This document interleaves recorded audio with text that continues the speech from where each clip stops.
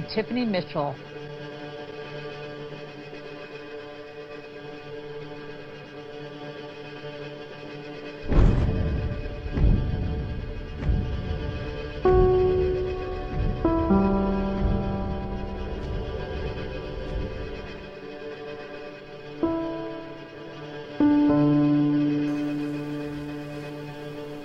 Okay, let's see what we got here. Patient 304, Sara, dead mother. There is no point. Don't be hasty. I've been to many other psychiatrists before, and I doubt you will be the one who will drag me out of the ditch I live in. I have my own way on treating patients. If there's something remarkable about myself, is that I always satisfy my patients. I doubt it. Enough chit-chat. You've paid for a 2-hour session. Let's not waste your money, Sara. The door said it was a free 2-hour session. Okay, you got me. Now let's begin. Do you believe there's a God? There's many gods? Do you believe in an afterlife? Whoa, slow your horses. Why are you asking me all of these questions? If you came with your own ideas of the world, wouldn't you find a purpose in life? Imagine this. The more we learn, the more we are aware that we know nothing. Picture this, Sara. A bunch of prisoners tied up facing a wall. They have a fire behind them, and they see shadows, and they come up with the reality of life. So, what shadows? What are you talking about? Is this some kind of allegory? Yes, it is indeed. A prisoner then escapes, and then he looks to the real world, the sun, everything around him. He comes back and tries to aware the other prisoners, but then nobody believed him, and they killed him. Are you some kind of history teacher? I'm not a history teacher. I'm your psychiatrist. In my other life, I used to be a philosopher, but today let's focus. I'm just your psychiatrist. What if I differ from what you think?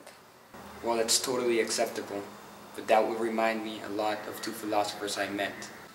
Their names were Plato and Aristotle. She realized that everybody has their own philosophy on life and nature.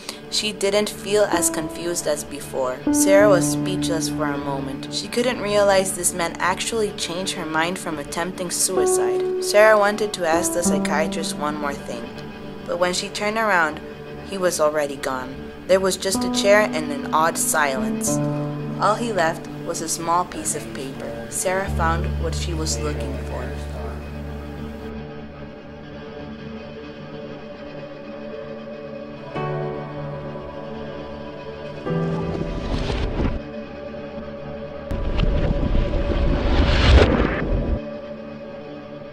I was hoping I'd find you. Master, we've gone over this 1,000 times. How on earth can there be like a heaven or a perfect universe? It makes no Aristotle, sense. Please shut up. I have told you 1,000 times, maybe 1,000,000 times, that the realm of forms is real. How can you prove the realm of forms? Because of the realm of forms. You have the idea of a horse. That horse is reliable. Is real. A horse is always as a horse, as you know it. There are no different horses. Master, but that idea of a horse, you get it from our everyday experiences. Exactly. Oh, Master Plato, I just wish your Master Socrates would agree on us on the subject on women. You know, I do believe they're very capable beings. It's a shame that our fellow Athenians don't share that with us. I do not agree that women shall stay in home. I believe that women should go in the Senate, have their opinion.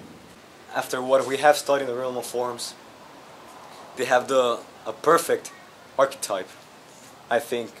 I don't know, Aristotle, if you believe the same way as I do. What Sara didn't know is that Socrates traveled all the way to this era to save her.